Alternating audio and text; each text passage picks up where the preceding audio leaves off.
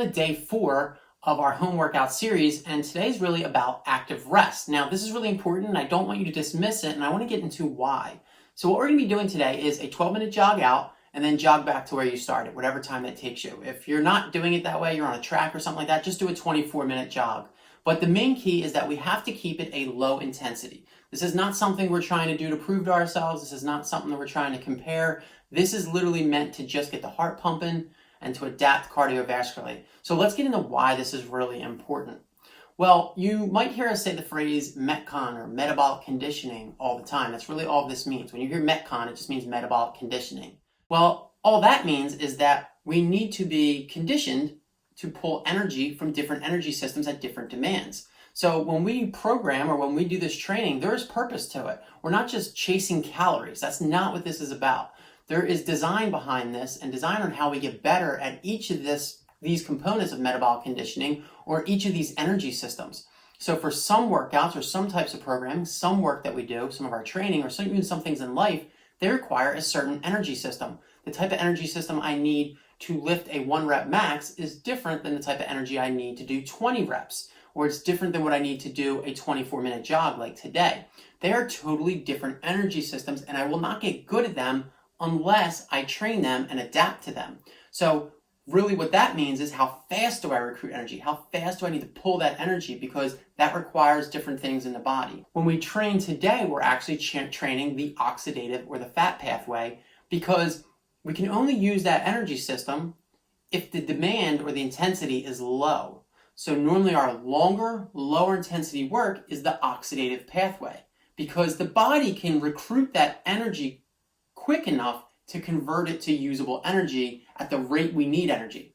When we lift something for a 1 rep max, that energy is already on site in the muscle. And if we're doing something for 20 reps, 30 reps, 15 reps, that is sugar inside the muscle that the body can convert sugar into energy. So all these different energy systems require different fuel sources, and we have to train them if we want to be good at them.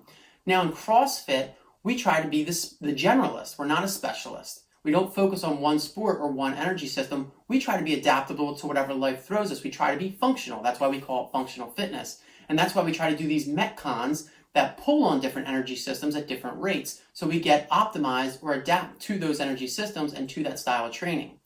Now with CrossFit, we try to, like I said, balance all that out, and we're doing that with our programming here in the gym or in our home workout series. So I'm trying to stick to that, and I'm trying to provide you guys with a quality program that has purpose to what we are doing.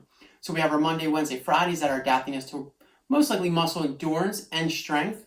But then we also have the high intensity interval training work, which is pulling on energy really fast. And then we have a day like today, which is active rest and our cardiovascular, our fat oxidative pathway. So do not skip today, because it's important to balance out the athlete that we are. And if we want to get optimized to that fat or oxidative pathway, then we need to train in that mode.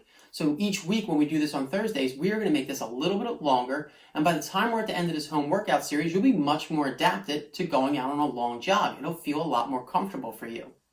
Now, with that said, the other thing that's really important is to make sure we don't skip this day so that we can recover. So that is why we call it active rest. By getting the heart pumping, by delivering that oxygen throughout the body, we actually heal. So this shouldn't be a high intensity that gets us really acidic. It should be low.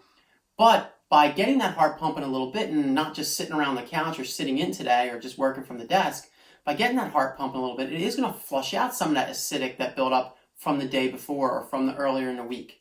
It's also going to help us heal the muscle tissue. It's going to help deliver energy into the tissue. So that is why it's called active rest, because it actually does play a component or a role in helping us recover. So for those two reasons, I really don't want you to take this for granted. I want you to participate. I'm going to be doing it, and I hate this type of work. I'm not someone that likes going out for a run, but I will be doing it because I think it is important to the training and to balance out our programming. And I love participating in all of this with you guys. I've actually enjoyed the program a lot. I've loved seeing you guys do it. It means a lot to me seeing you guys participate in the workouts and staying engaged with our community and with our gym through all of this. So make sure you get it in. Make sure you don't skip that work. Make it meditative, make it peaceful, have a little time to yourself, get out in nature, enjoy it.